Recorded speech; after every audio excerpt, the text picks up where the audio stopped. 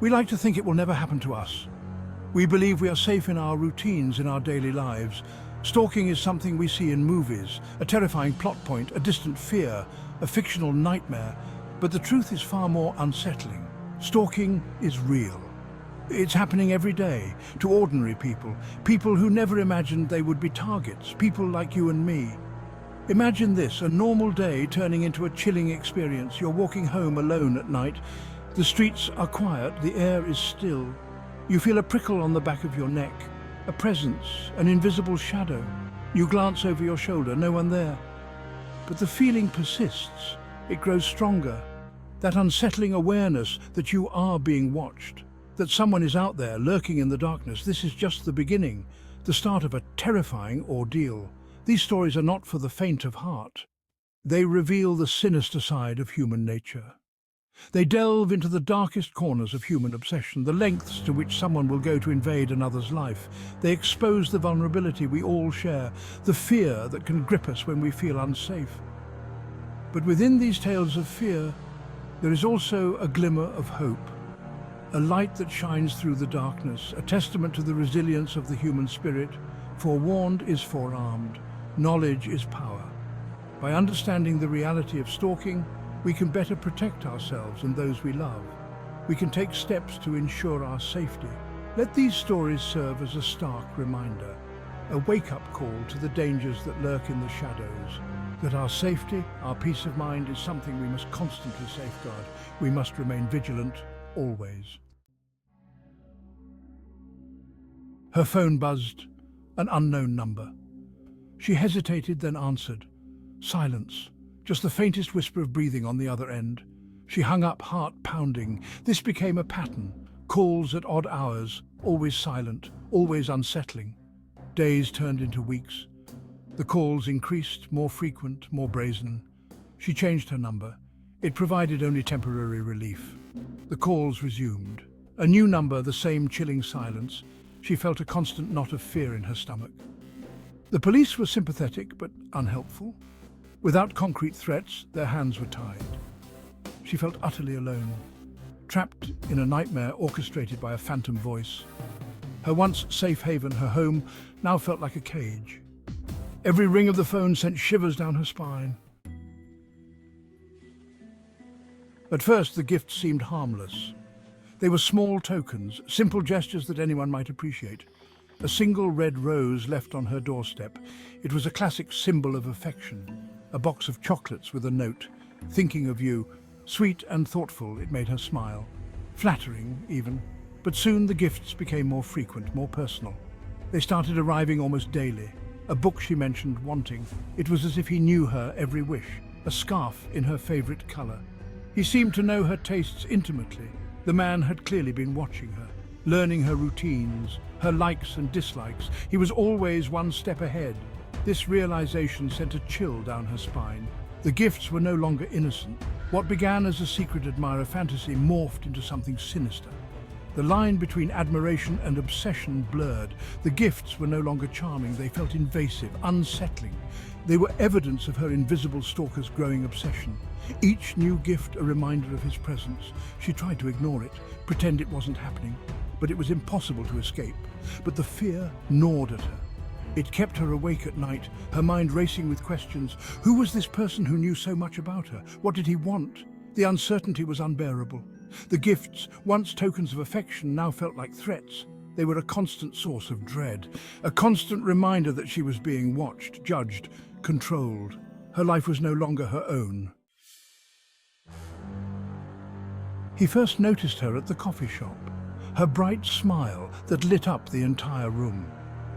The way she tucked a strand of hair behind her ear, a simple gesture that seemed so graceful. He found himself drawn to her, unable to look away. He started frequenting the coffee shop at the same time each day, hoping to see her again, just to catch a glimpse of her, his angel as he began to think of her. Soon, simply watching her from afar wasn't enough. He started following her discreetly, keeping a safe distance, of course, so she wouldn't notice. He didn't want to scare her. He just wanted to be close. He just wanted to be near her, to protect her from any harm. He knew her schedule by heart, her daily routine, her every move, every step she took. He convinced himself it was love, a deep, unspoken connection, that they were meant to be together, that fate had brought them together. He imagined their life together, the moments they would share, the trips they would take to beautiful far-off places, the family they would build, the children they would raise. He just needed to find the right time, the perfect moment, the right moment to reveal himself, to confess his love to her. He was sure she would understand, that she would feel the same way. Section 5. Living in fear.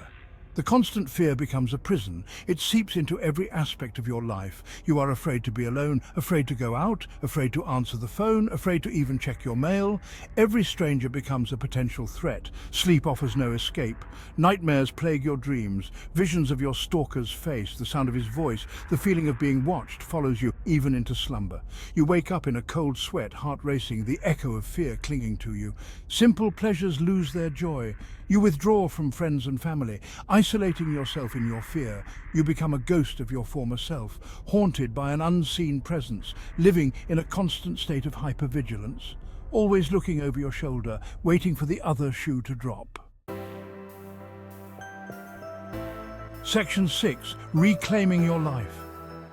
It's a long and arduous journey, rebuilding your life after being stalked. The fear may never fully disappear, but you can learn to live again, to find joy and peace, to reclaim your power. It starts with a single step. Therapy can be a lifeline, a safe space to process the trauma, to confront your fears, to develop coping mechanisms. Support groups offer a sense of community, a reminder that you are not alone, that others understand what you're going through. Slowly, you start to take back control. You learn self-defense. You invest in security measures. You become more aware of your surroundings. You refuse to let fear dictate your life. It's a daily battle, but with each passing day, you grow stronger. Section 7. Trust your instincts. Our gut feelings are powerful tools. If something feels off, it probably is. Don't ignore those red flags, that unease in your stomach, that prickle on the back of your neck. Your intuition is trying to tell you something. Listen to it. Maybe it's a stranger who seems a little too interested, or a persistent admirer who makes you uncomfortable. Trust your judgment. If you feel threatened, remove yourself from the situation. Don't worry about being polite. Your safety is paramount. Report any suspicious activity to the authorities. Keep a record of everything. Dates, times, descriptions, any details you can remember. This information could be crucial in stopping a stalker and keeping yourself and others safe. Section 8. Building a safety net. You don't have to face this alone. Talk to your loved ones. Share your fears. Ask for their support. Let them know how they can help. Having a strong support system can make all the difference in the healing process. Be mindful of your online presence. Be careful what information you share on social media. Consider adjusting your privacy settings. Be aware of the digital footprint you're leaving behind. It can be used against you. Take self-defense classes. Learn how to protect yourself physically. This can boost your confidence and give you a sense of empowerment. Remember, knowledge is power. The more you know about personal safety, the better equipped you'll be to handle potentially dangerous situations. Section 9. You are not alone. Stalking is a silent epidemic. It thrives in the shadows. But it's important to remember that you are not alone. Millions of people have experienced this terrifying violation, and millions have emerged from the darkness, stronger and more resilient. There are resources available to help: hotlines, support groups, advocacy organizations. They offer a listening ear, guidance, and a path towards healing. Don't be afraid to reach out. Taking that first step can be the hardest, but it's also the most important. Your story matters.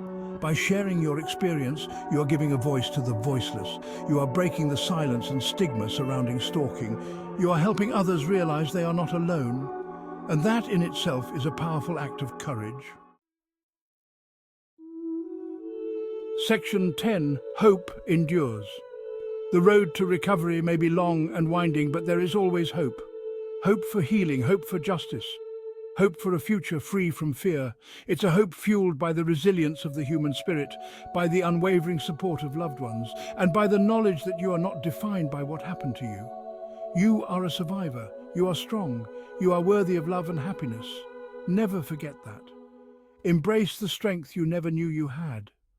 Find solace in the love that surrounds you and keep moving forward one step at a time. The world can be a scary place, but it's also a world filled with kindness, compassion, and unwavering support. Reach out, connect, heal, and never ever give up on the promise of a brighter tomorrow.